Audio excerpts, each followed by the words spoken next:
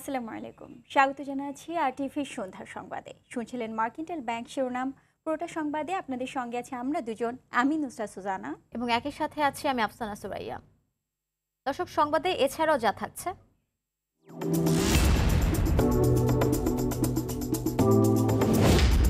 রাজধানীর বিভিন্ন প্রেক্ষাগৃহে আজ মুক্তি পেয়েছে বঙ্গবন্ধুকে নিয়ে তৈরি প্রামাণ্যচিত্র।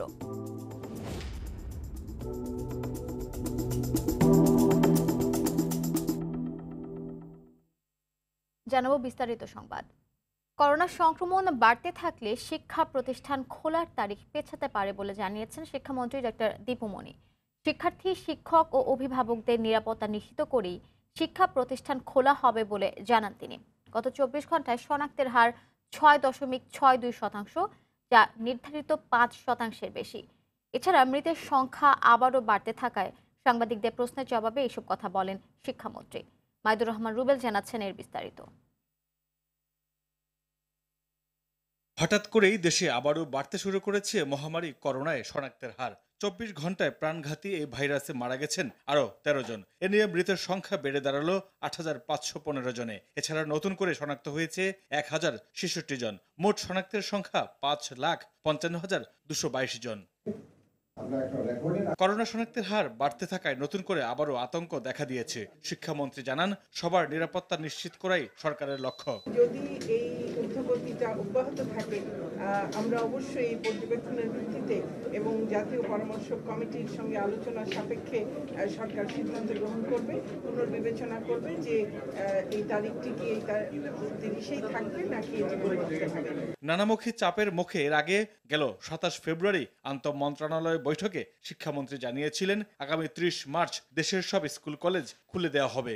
আগামী মার্চ মাসের 30 তারিখে আমরা খুলে দেব। গেল বছরের 17 মার্চ থেকে দেশের শিক্ষা প্রতিষ্ঠানগুলো বন্ধ রয়েছে। মাইদুর রহমান রুবেল, আরটিভি, ঢাকা।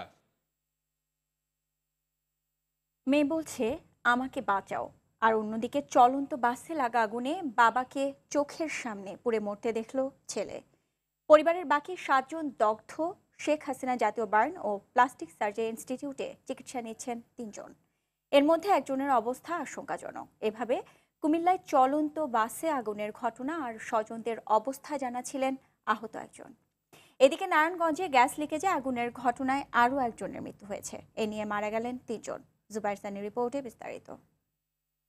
পরিবহন সেক্টরে আরেকটু সুনজর দেন, যাতে এরকমভাবে ছেলের সামনে বাবার লাশ না পড়তে হয়। কুমিল্লায় পুড়ে যাওয়া মতলব এক্সপ্রেসে ছিলেন বাংলাদেশ ব্যাংক কর্মকর্তা উজ্জ্বল মিয়া সহ পরিবারের 8 সদস্য।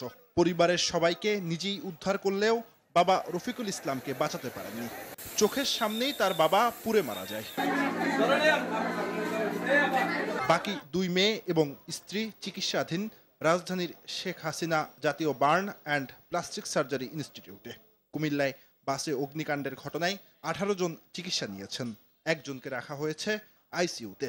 কারো বাবার লাশ যখন পড়ে সন্তান যখন তাকায় থাকে, কিছু বলার থাকে না, তখন আর শুধু চেয়ে চেয়ে দেখা লাগে। আজকে আমার বাবা মারা গেছে, কালকে আপনার বাবা, কালকে আরেকজনের বাবা, এরকম অনেক কিছুই কিন্তু হবে। দিন শেষে কিন্তু আপনার যে সেই হয়ে যায়।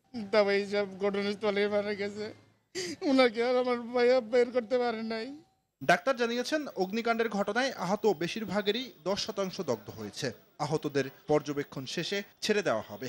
এদের মধ্যে 60 বছর বয়সী গোলাম হোসেনের 31% পুড়ে যাওয়ায় তার অবস্থা আশঙ্কাজনক। 3 জন রোগী আমাদের এখানে ভর্তি আছে। একজনকে আমরা ঢাকা মেডিকেলে রেফার করেছি, কিন্তু আইসিইউ যে রোগী তার অবস্থা খুবই খারাপ। তার ইনহেলেশন বার্নের বিভিন্ন অংশ মিলে 31% পুড়ে গেছে তার। বৃহস্পতিবার বিকেলে মতলব এক্সপ্রেসের বাসটি চাঁদপুরের মতলব যাচ্ছিল। ঢাকা চট্টগ্রাম মহাসড়কের কুমিল্লার গৌরীপুর বাস স্ট্যান্ডে পৌঁছলে বাসটিতে আগুন ধরে যায়। অগ্নিকাণ্ডে দগ্ধ হয়ে মারা গেছেন 2 জন, আহত হয়েছেন আরও অন্তত 22 জন। এদিকে নারায়ণগঞ্জে গ্যাস সিলিন্ডার লিকেজে অগ্নিদগ্ধের ঘটনায় শেখ হাসিনা জাতীয় বার্ন ও প্লাস্টিক সার্জারি ইনস্টিটিউটে আরও একজন মারা গেছেন। এ নিয়ে মৃতের সংখ্যা বেড়ে দাঁড়ালো 3 জনে। জুবাইর সানি, আরটিভি, ঢাকা। নোয়াখালীর কোম্পানিগঞ্জে অস্ত্রের রাজনীতি বন্ধে ব্যবস্থা নেওয়ার আহ্বান জানিয়েছেন বসুরহাট পৌরসভার মেয়র কাদের মির্জা। দুপুরে আহত নেতাকর্মীদের দেখতে গিয়ে এমন মন্তব্য করেন তিনি। এদিকে কোম্পানীগঞ্জ উপজেলা আওয়ামী লীগের সাংগঠনিক সম্পাদক মিজানুর রহমান বাদলকে কারাগারে পাঠানো হয়েছে। পরিস্থিতি স্বাভাবিক রাখতে গোটা এলাকা ঘিরে রেখেছে আইনশৃঙ্খলা বাহিনী। আজাদ মালদার ও মনির হোসেনের তথ্যছবিতে দেখুন অভি ইসলামের রিপোর্ট। থমথমে হয়ে আছে নোয়াখালীর কোম্পানীগঞ্জের গোটা বসুরহাট। রাস্তাঘাটে সীমিত সংখ্যক মানুষ, দোকানপাটও খুলছে না। গেল কয়েকদিনের সহিংসতা আর খুনের রাজনীতির কারণে আতঙ্কে রয়েছেন স্থানীয়রা। আমরা খুচরা দোকানদার রাস্তায় হকারগিরি করি, ঠিক আছে, মানুষজন যদি বাজারে না আসতে পারে এটা তো আমাদের বেচা কিনা হয় না। আমরা মা বাপ নিয়ে বাচ্চা নিয়ে খাইতে পারি না, কষ্ট হয়। যদি অবস্থা ভালো থাকে তাহলে বেচা কিনা ভালো থাকে, আর যদি সবাই মিলে আসি গন্ডগোল ঝামেলা হয়, গন্ডগোল হয়, তাহলে বেচা কিনার অবস্থা খারাপ। এদিকে অস্ত্রের রাজনীতি বন্ধ করতে ব্যবস্থা নিতে আহ্বান জানিয়েছেন বসুরহাট পৌরসভার মেয়র কাদির মির্জা। শুক্রবার দুপুরে আহত নেতাকর্মীদের দেখতে গিয়ে এমন মন্তব্য করেন তিনি। কোম্পানীগঞ্জ থেকে অস্ত্রের রাজনীতি যাতে বন্ধ হয় সেজন্য প্রয়োজনীয় পদক্ষেপ নেওয়া, আর এখানে সাংবাদিক মুজাক্কির এবং আলাউদ্দিন এই দুজনকে হত্যা করা হয়েছে এবং আমাকে 7-8 জায়গায় হামলা করা হয়েছে, আমার কর্মীদের উপর হামলা করেছে। আমি চাইছি সরকার সুষ্ঠু তদন্ত করে। অন্যদিকে সাবেক উপজেলা চেয়ারম্যান ও উপজেলা আওয়ামী লীগের সাংগঠনিক সম্পাদক মিজানুর রহমান বাদলকে কারাগারে পাঠিয়েছে আদালত। সকালে পুলিশের উপর হামলা মামলায় গ্রেফতার দেখিয়ে তাকে আদালতে তোলা হলে বিচারক শোয়েবুদ্দিন খান এই আদেশ দেন। গেল মঙ্গলবার গুলিতে নিহত সিএনজি চালক আলাউদ্দিনের ছোট ভাই এমদাদ গেল রাতে কাদের মির্জাকে প্রধান আসামি করে হত্যা মামলা করতে গেলেও এজাহারে ত্রুটি আছে জানিয়ে তা নেয়নি পুলিশ। গেল রাত থেকে এমদাদ থানাতে অবস্থান করছে। কোম্পানীগঞ্জ উপজেলা আওয়ামী লীগের সভাপতি খিজির হায়াত খানের ওপর হামলার ঘটনায় মামলা করেছেন তার স্ত্রী আরজুমান পারভিন। অভি ইসলাম, টিভি। আওয়ামী লীগকে বাঁচাতে চাইলে দেশের মানুষের কাছে ক্ষমা চেয়ে নির্দলীয় নিরপেক্ষ সরকারের অধীনে নির্বাচন দিতে প্রধানমন্ত্রীর প্রতি আহ্বান জানিয়েছেন বিএনপি মহাসচিব মির্জা ফখরুল ইসলাম আলমগীর। বলেন, মানুষকে নির্যাতনের পাশাপাশি কৃষকরা ন্যায্য অধিকার থেকে বঞ্চিত হয়। কৃষি খাতে প্রণোদনার টাকা ক্ষমতাসীন দলের নেতারা পকেটে নিয়েছেন বলেও মন্তব্য করেন মির্জা ফখরুল। কৃষকরা ঐক্যবদ্ধ হয়ে গণ অভ্যুত্থানের মাধ্যমে সরকারকে পদত্যাগে বাধ্য করতে পারে বলেও মনে করেন তিনি। রাজধানীর মহানগর নাট্যমঞ্চে জাতীয়তাবাদী কৃষক দলের জাতীয় কাউন্সিলে এসব কথা বলেন বিএনপির এই মুখপাত্র। লুটেরা আওয়ামী লীগ সরকারকে পদত্যাগ করে অবিলম্বে অবাধ সুষ্ঠু নির্বাচনের মধ্য দিয়ে জনগণের কাছে ক্ষমতা হস্তান্তর করতে হবে। পাকিস্তান হানাদার বাহিনীর সঙ্গে আপনাদের কোনো তফাৎ দেখি না। তারাও জোর করে বন্দুক দিয়ে মানুষকে মেরে ক্ষমতায় দখল করে বসেছিল। আপনারা আজকে সেই একই কায়দায় মানুষকে হত্যা করে, নির্যাতন করে, জোর করে আপনারা ক্ষমতায় বসে আছেন। বিএনপির নির্দলীয় নিরপেক্ষ সরকারের অধীনে নির্বাচনের দাবি প্রসঙ্গে আওয়ামী লীগের সাধারণ সম্পাদক ওবায়দুল কাদের বলেছেন, কোনো জুৎসই ইস্যু খুঁজে না পেয়ে তারা ঠুনকো বিষয়ে মাঠ গরমের অপচেষ্টা করছে। বলেন, বিএনপির দাবি দাওয়া পেশ করতে হবে না, সংবিধান অনুযায়ী যথাসময়ে নির্বাচন অনুষ্ঠিত হবে। সকালে সরকারি বাসভবনে নিয়মিত ব্রিফিংকালে এসব কথা বলেন তিনি। সংবিধান অনুযায়ী যথাসময়ে নির্বাচন অনুষ্ঠিত হবে। বিএনপিকে এ নিয়ে দাবি দাওয়া পেশ করতে হবে না। নির্বাচনে জনরায় মেনে নেওয়ার সৎসাহস শেখ হাসিনার আছে।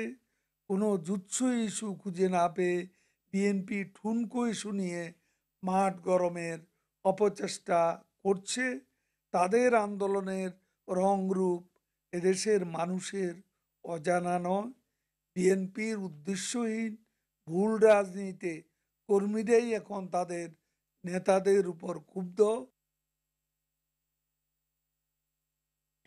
বিয়ের নামে প্রতারণার মাধ্যমে কোটি টাকা হাতে নেওয়ার অভিযোগে অভিনেত্রী রোমানা ইসলাম স্বর্ণা সহ 3 জনকে জেল গেটে জিজ্ঞাসাবাদের নির্দেশ দিয়েছেন আদালত। এক সৌদি প্রবাসীর দায়ের করা মামলায় বিকেলে ঢাকা মেট্রোপলিটন ম্যাজিস্ট্রেট বেগম মাহমুদা আক্তার এ আদেশ দেন। বিস্তারিত মাসুদ মোস্তাহিদের রিপোর্টে। বিয়ের ফাঁদ পেতে সৌদি প্রবাসী কামরুল ইসলাম জুয়েলের কাছ থেকে প্রায় 2 কোটি টাকা হাতিয়ে নেওয়ার অভিযোগে গ্রেপ্তার নায়িকা রোমানা, তার মা আশরাফি ইসলাম শেইলি ও ছেলে শুক্রবার বিকেলে আদালতে তুলে 5 দিনের রিমান্ড আবেদন করে পুলিশ। সেপারেশন হওয়ার পরে এই মামলাটা তিনি দায়ের করছেন। যেহেতু বৈবাহিক সম্পর্ক বৃদ্ধকালীন সময়ের ঘটনা, তাই বিজ্ঞ আদালত সন্তুষ্টি চিত্তে এই 5 দিনের যে রিমান্ডের আবেদন ছিলেন সেটা নামঞ্জুর করে দিয়েছেন এবং বিজ্ঞ আদালত 3 কার্য দিবসের মধ্যে একদিনে জেলগার্ডের জিজ্ঞাসাবাদের জন্য আদেশ প্রদান করেছেন।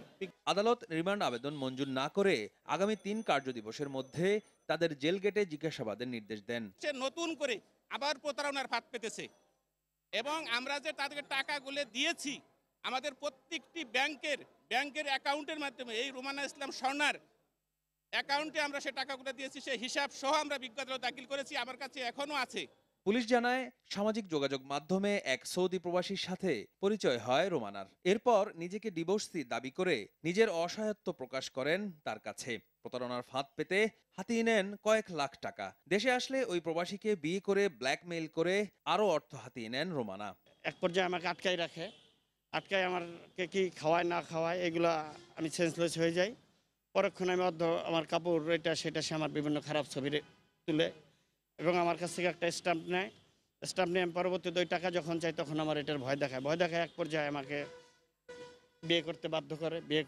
বিয়ে করার পরে গোল্ড এটা সেটা অনেক কিছু নেয়। গেল বৃহস্পতিবার লালমাটিয়ার সি ব্লকের একটি বাসা থেকে রোমানা ইসলাম স্বর্ণা সহ 3 জনকে গ্রেপ্তার করে পুলিশ। মাসুদ মুস্তাহিদ, RTV, ঢাকা। মশা নিধনে কাজে আসছে না ঢাকা উত্তর সিটির ক্রাশ প্রোগ্রাম। গেল 8 মার্চ থেকে অভিযান শুরু হলেও মশা কমেনি। স্থানীয়দের অভিযোগ, সমন্বিত অভিযানে অংশ নিয়ে মেয়র নানা কথা বললেও মশা তো কমেইনি, বরং বেড়েছে। কীটতত্ত্ববিদের মতে মশা তাড়াতে সিটি কর্পোরেশন নয়, আলাদা সংস্থা গড়া দরকার। এআর বাদলের ধারাবাহিকের আজ দেখুন প্রথম পর্ব। মশা নিধনে গেল 8 মার্চ সোমবার রাজধানীর মিরপুরের সাগুপ্তা খাল এবং আশেপাশের এলাকায় সমন্বিত অভিযান চালায় উত্তর সিটির মেয়র। তিনি বলেন, এ চেষ্টায় মশা কমবে। অভিযান চলবে 16 মার্চ পর্যন্ত। কীটনাশকটা ছিটানো হচ্ছে, ওই কীটনাশক কিন্তু আমরা টেস্ট করে নিয়ে আসছি। কিন্তু বাস্তব চিত্র উল্টো। সোমবার অভিযানে দেখা যায় দিনে কিউলেক্স মশার বাসস্থান ঝোপঝাড় বা আড়ালে মশার ধোঁয়া না দিয়ে খালের পাড়ে খোলা বাতাসে উড়িয়ে দেয়া হচ্ছে। পরিষ্কার করা হচ্ছে খাল, আর সেখানে পানির উপর স্প্রে করা হচ্ছে মশা নিধন ওষুধ। এদিকে খালের ব্রিজের গোড়ায় তখনও হেসে খেলে সংসার করছিল কিউলেক্স মশার পরিবারগুলো। অভিযানের 4র্থ দিনে একই স্থানে গিয়ে দেখা যায় মশা তো কমেইনি, বরং দেখে বোঝা যায় আন্ডা বাচ্চা সহ বড় হচ্ছে কিউলেক্স মশার পরিবার। স্থানীয়দের অভিযোগ, মশাগুলো রক্ত খেয়ে শেষ করে দিচ্ছে তাদের। মেয়রের চেষ্টাকে সাধুবাদ জানালেও দুষছেন ওষুধকে। মশার ওষুধ একবারই দিতে দেখছি, যেদিন মেয়র সাহেব আসছে ওদিনই দিছে, তাছাড়া আর দিতে দেখি নেই। মশার কয়েল আছে, এরপরে ব্যাটও কিনে নিয়ে আসছে, মশারির ভিতরেও মশা ঢুকে যায়, এত অবস্থা সিরিয়াস। কিন্তু এখন শুধু স্মেলটা আসে, কিন্তু মশা আগের মতো নেই। এখন মশা যায় না, মশা কামড় দেয় প্রত্যেক দিনই। ওষুধ তো কাজ হচ্ছে না তো, এই ওষুধ তো আমার 2 নম্বর ওষুধ দিয়ে আছে, ওষুধ তো ভালো না তো। ওষুধ যদি ভালোই হইতো তাহলে মশা তো অবশ্যই মরার কথা ছিল। আসলে ওষুধ দেওয়ার পরও কাজ হলো না, এটাই সবচেয়ে বড় কথা। কীটতত্ত্ববিদের মতে পদ্ধতি বদল করে আধুনিকায়ন না করা হলে এসব পদ্ধতিতে মশা মানুষের রক্ত খেতেই থাকবে। ওপেন জায়গায় ফগিং করা, রাস্তায় ফগিং করতে দেখছি, মাঠে ফগিং করতে দেখছি, এগুলি হচ্ছে কি এখানে মিসকমিউনিকেশন হয়ে গেছে। সুতরাং আমাদের মসকিটো কন্ট্রোলের ব্যাপারে 2 সিটি মিলেই একটা সরকার একটা বিশেষায়িত প্রতিষ্ঠান করতে পারে, যেখানে 2 সিটির সকল মসকিটো কন্ট্রোল অফিসার এবং কর্মীকে তাদের একীভূত করে একটা স্পেশালাইজড একটা ফোর্স তৈরি করা। তবে যে কোনো পদ্ধতিতেই হোক মশার কামড় থেকে দ্রুত মুক্তি চান নগরবাসী। AR বাদল, RTV, ঢাকা। সড়কে শৃঙ্খলা আনতে আইন পরিবর্তন করা হয়েছে, মামলার সঙ্গে বাড়ানো হয়েছে জরিমানা। তারপরও রাজধানীর রাস্তায় অহরহ উল্টো পথে চলছে গাড়ি। কেউ প্রভাব খাটিয়ে, আবার কেউ যানজটের অজুহাতে উল্টো পথে গাড়ি নিয়ে যাচ্ছেন। ট্রাফিক পুলিশের অভিযোগ, প্রভাবশালীরাই নিয়ম ভাঙছেন বেশি। সড়কের বিশৃঙ্খলা নিয়ে সাকিবুর রহমানের ধারাবাহিক রিপোর্টের আজ তৃতীয় পর্ব। ছবি তুলেছেন শফিকুল আলম। করোনা ভাইরাসের প্রাদুর্ভাব শুরুর আগে বেশ আলোচনায় ছিল রাজধানীর উল্টো পথে গাড়ি চলার বিরুদ্ধে অভিযান। বিভিন্ন পয়েন্টে ট্রাফিক পুলিশ আটকে দিয়েছিল ভিআইপি সহ অনেকের গাড়ি, ফলে অনেকটাই কমেছিল উল্টো পথে গাড়ি চালানোর প্রবণতা। কিন্তু করোনা ভাইরাসের প্রকোপ কমে আসায় রাস্তায় যানবাহনের স্বাভাবিকতার সঙ্গে সঙ্গে বেড়েছে উল্টো পথে চলার প্রবণতা। উল্টো পথে গাড়ি চলায় যানজট তীব্র থেকে তীব্রতর হচ্ছে। প্রাইভেট কার থেকে শুরু করে মোটরসাইকেল, সিএনজি চালিত অটোরিকশা, রিকশা সুযোগ পেলে সবাই উল্টো পথে চলে। তাদের অজুহাত সোজা পথে যানজট, তাই উল্টো পথে যাচ্ছেন। রাইট সাইড জ্যাম স্যার, গাড়ি কাজ করতে ভাড়া তিনটে মনে করেন রং সাইড একটু ঢুকছি আর কি। ফাঁকা দেখলে আসি, আধা ঘন্টা পার হয়ে যায়। আমাদের লাইনের গাড়ি 1000 টাকা জমা দেওয়া লাগে। ওই রাস্তা যখন জ্যাম থাকে তখন একটু আসি, যা রাস্তাটা জাম আমার গাড়িটা ধাক্কায় নিতে হবে, এই জন্য আসি। মার্কেট ধরুন তো 9টা বাজে মার্কেট বন্ধ হয়ে যাবে আবার। আমি তো এগুলো দেখা এগুলোর পিছু পিছু ঢুকে গেছি। জনগণকে আইন মানানোর কথা যাদের, আইন ভাঙায় পিছিয়ে নেই তারাও। এখানে জ্যাম পড়ছে জরুরিভাবে যেতে হচ্ছে। ডিএমপি ট্রাফিক বিভাগ বলছে কেউ প্রভাব খাটিয়ে আবার কেউ দ্রুত গন্তব্যে যাওয়ার কারণ দেখিয়ে এমন কাজ করছেন। যখন সে দেখতে যে নির্ধারিত সময় সে যেতে পারছে না, তখন সে লেন পরিবর্তন করে অনেক সময় সে তাড়াতাড়ি যাওয়ার জন্য বা সুযোগ নেওয়ার জন্য অনেক সময় উল্টা পথে চলে। তাদের বিরুদ্ধে যখন কঠোর ব্যবস্থা নেয়, তারা কিন্তু সহজে উল্টা পথে যেতে চায় না। কিন্তু আবার দেখা যায় যে নির্দিষ্ট সময় পর যখন সবকিছু স্বাভাবিক হয়ে আসছে, মানে তারও যখন সে নর্মালভাবে চালাচ্ছে, আবার সে ওই আগের যে একটা অভ্যাস থাকে, যে মাইন্ড সেট আপ, সে অভ্যাসগত কারণে আবার সে উল্টা পথে চালানোর একটা অপপ্রয়াস চলে। সড়কের সঠিক গতি ও যানজট কমাতে সবাইকে সড়ক পরিবহন আইন মেনে চলার আহ্বান জানান তিনি। সড়কের শৃঙ্খলা তখন অনেকটাই ফেরত আসবে। সাকিবুর রহমান, RTV, ঢাকা। রোজার আগেই ঊর্ধ্বমুখী নিত্য পণ্যের দাম। সপ্তাহের ব্যবধানে ডাল, ছোলা, চিনির দাম বেড়েছে কেজিতে 4 থেকে 6 টাকা পর্যন্ত। তবে কেজি প্রতি 10 টাকা বেড়েছে পেঁয়াজের দাম। এই সপ্তাহে আরও 15 টাকা বেড়ে ব্রয়লার মুরগি 155 আর 40 টাকা বেড়ে সোনালী মুরগি 350 থেকে 360 টাকায় বিক্রি হচ্ছে। বিস্তারিত দেখুন সেলিম মালিকের রিপোর্টে। রোজার বাকি আর মাত্র 1 মাস। রাজধানীর বাজারগুলোতেও দেখা যাচ্ছে সেই চিরচেনা রূপ। বাড়তে শুরু করেছে পণ্যের দাম। কয়েকদিনের ব্যবধানে ছোলার দাম বেড়েছে 6 থেকে 7 টাকা, ডালের দামও 3 থেকে 4 টাকা। এই ছোলাটা যেমন গত সপ্তাহে আমাদের 60 টাকা কিনা ছিল, আমরা 65 করে বিক্রি করতে পারছি। কালকে কিনলাম এটা 70 টাকা কেজি। মশারি ডাল যেমন আগে আমাদের 95-96 টাকা কিনা ছিল, আমরা 100 টাকায় বিক্রি করতে পারছি। এখন 98-100 টাকা কিনা পরে 110 টাকা খুচরা বাজারে বিক্রি করতে হয়। চিনি কিনতে তিক্ততা বাড়ছে ভোক্তাদের। 5 টাকা বেড়ে খোলা চিনি 70 টাকা আর প্যাকেট চিনি 78 টাকা। খোলা চিনি ছিল 65 টাকা, 70 টাকা বিক্রি করি। আর প্যাকেট ছিল বিক্রি করেছি 72, এখন 72 আমাদেরকে পাইকারি দেয় 78 টাকা আমরা বিক্রি করি।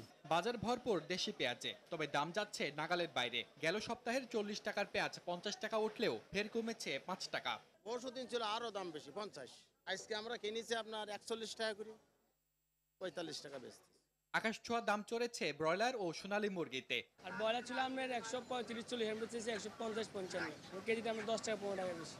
আমদানি ও বাণিজ্য মন্ত্রণালয় তদারকিতে আমদানি বাড়লেও দাম কমার লক্ষণ নেই চালের বাজারে। মিলারদের দোষছেন বিক্রেতারা। যে চালটা তাদের কাছে স্টক আছে, ওইটা তো আমরা 52 টাকার চালই আছে, কিন্তু ব্যস্ত আছে 62-61 টাকা। তাইলে এগুলা কি লাভ করতে আছে না? তবে কিছুটা স্বস্তি সবজির বাজারে, দামও নাগালের মধ্যে। বেশিরভাগ সবজি বিক্রি হচ্ছে 20 থেকে 40 টাকায়। সেলিম মালিক, RTV, ঢাকা।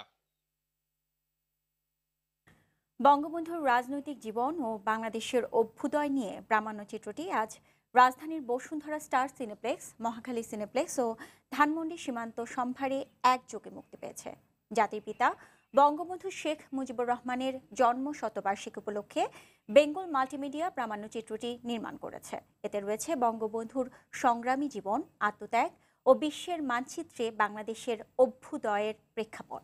সৈয়দ শাবাব আলী আরজু পরিচালিত প্রামাণ্যচিত্রটি প্রযোজনা করেছেন সৈয়দ আশিক রহমান।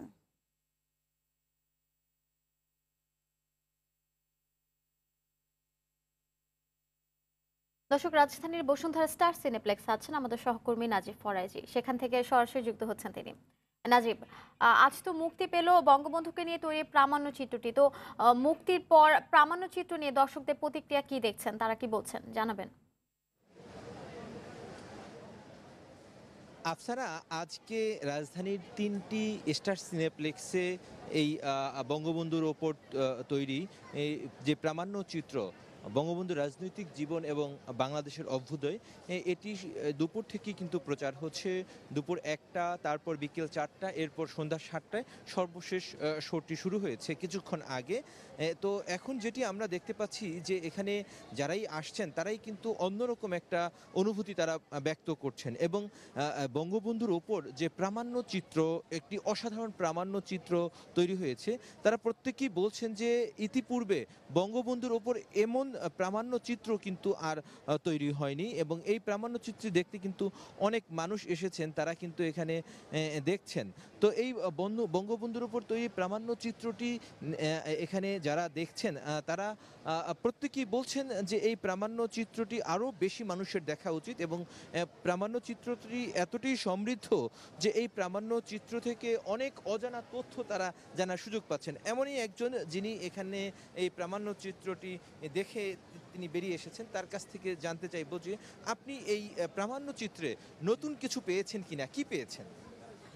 আমি বঙ্গবন্ধুর প্রামাণ্য চিত্র রাজনৈতিক জীবনের অনেক কিছুই যেগুলো আমি আগে জানা ছিল না, আজকে এই ছবির মাধ্যমে অনেক কিছু জানতে পেরেছি এবং খুবই ভালো লেগেছে এবং সবার দেখা উচিত। সবাই দেখলে সবারই ভালো লাগবে। যেগুলো আমরা অনেক কিছুই জানি না, যে অজানা অনেক কিছুই এই ছবিতে আমরা দেখতে পেরেছি। খুবই ভালো লেগেছে আমার কাছে। ধন্যবাদ আপনাকে। আফসানা, আপনি শুনছিলেন যে একজন দর্শক, একজন সাধারণ মানুষ যিনি এই বঙ্গবন্ধুকে নিয়ে তৈরি এই প্রামাণ্য চিত্র দেখেছেন এবং আগামীতে দিনগুলোতেও কিন্তু এই প্রামাণ্য চিত্র যেই রাজধানীর 3টি cineplex, Bashundhara shopping mall star cineplex, সীমান্ত সম্ভার স্টার সিনেপ্লেক্স এবং মহাখালীতে SKS স্টার সিনেপ্লেক্স, এই 3টি সিনেপ্লেক্সে কিন্তু এই বঙ্গবন্ধুর উপর তৈরি এই প্রামাণ্য চিত্রটি চলছে। তো যে কোনো মানুষ কিন্তু এখানে এসে এই প্রামাণ্য চিত্রটি উপভোগ করতে পারবেন এবং তারা এখান থেকে অনেক তথ্য নিয়ে এবং বঙ্গবন্ধু সম্পর্কে অজানা অনেক তথ্য জানতে পারবেন। তো এই ছিল আমার কাছে এখান থেকে সবশেষ খবর। জি নাজিব, অসংখ্য ধন্যবাদ আপনাকে। দর্শক, রাজধানীর বসুন্ধরা স্টার সিনেপ্লেক্স থেকে জানাচ্ছিলেন আমাদের সহকর্মী নাজিব ফরাজি। দর্শক, সন্ধ্যা সংবাদ এই পর্যন্তই। ধন্যবাদ সবাইকে। ধন্যবাদ সবাইকে।